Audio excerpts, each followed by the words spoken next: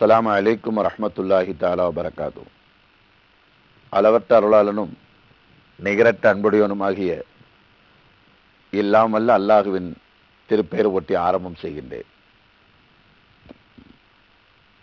கண்ணியத்திற்குரிய பெரியோர்களே, சகோதரர்களே, தாய்மார்களே, சகோதரிகளே,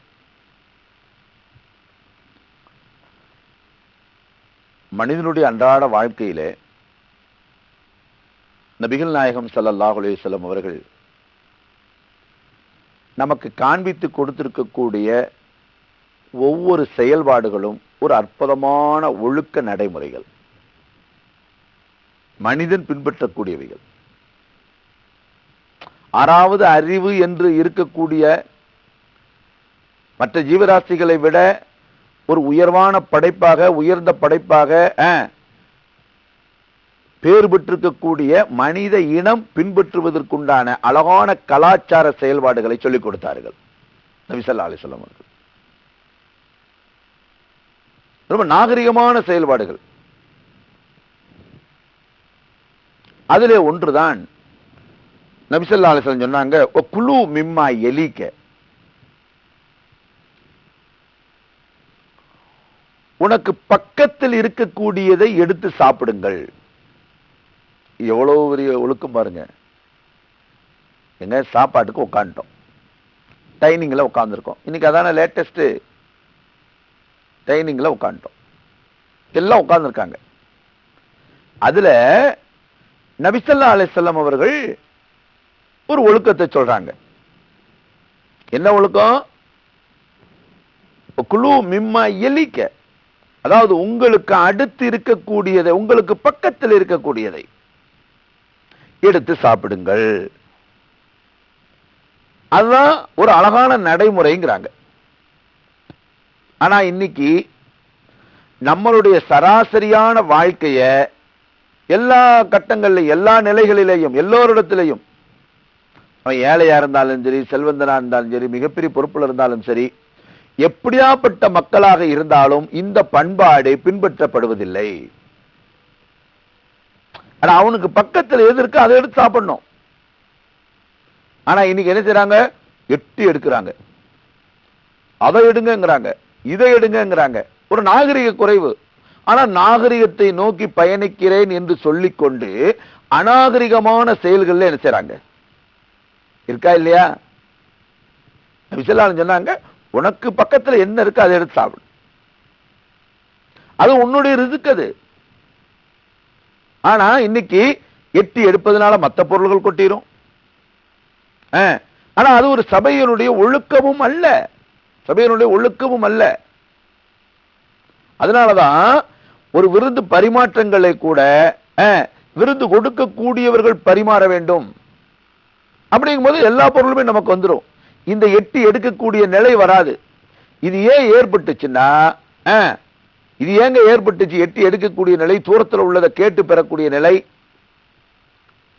அதுல இருக்கக்கூடிய நமக்கு எல்லாம் போயிருமோங்கிற ஹவா, அந்த பேராசை, இதெல்லாம் ஏன் வந்துச்சுன்னா அந்த பரிமாற்றம்ங்கிறது இல்ல, மெஹமான் நவாசிங்கிறது இல்ல.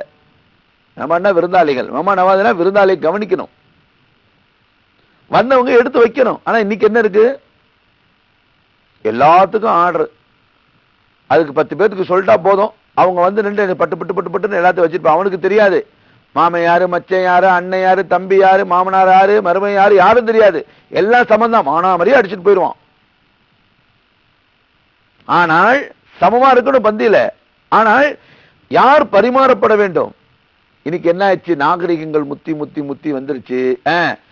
யார் அழைக்கிறார்களோ அவர்கள் கூட அங்கே இருப்பதில்லை. அதுக்கு ஹோட்டலே சாப்பிட்டு போலாமே, இருக்கா இல்லையாங்க? அதுக்கு சொல்லிட்டோம்னா போதும், கேட்டரிங் இருக்காங்க, அந்த பசங்க வந்து பரிமாறிடுவாங்க. எனவேதான் அன்புசால் பெருமக்களே, ஒரு நபியினுடைய அந்த ஒழுக்கம் விடப்படக்கூடிய நேரத்தில் பலதரப்பட்ட தேவையில்லாத விஷயங்கள் உள்ளே போகிறது.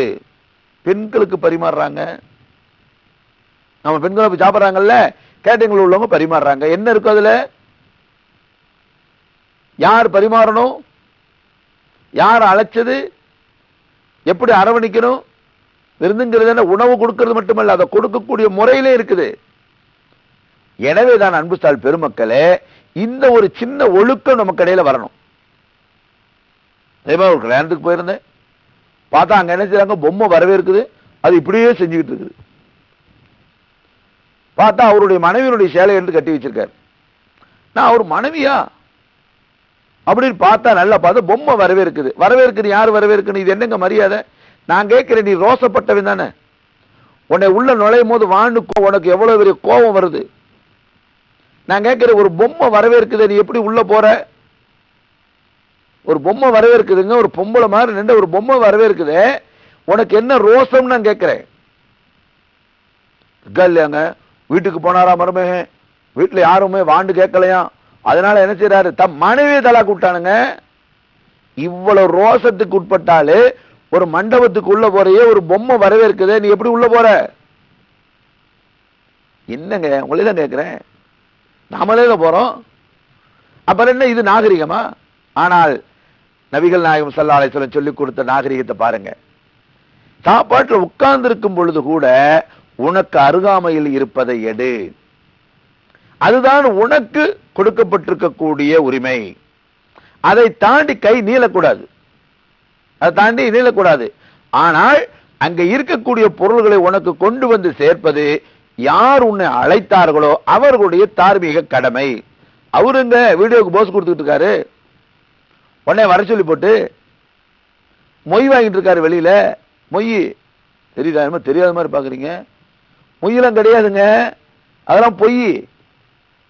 சாப்பாட்டு காசு அது இல்ல, சாப்பாடு கொடுத்து காசு வசூல் பண்ணிட்டு இருக்கியா? இது சுண்ணத்தல்ல.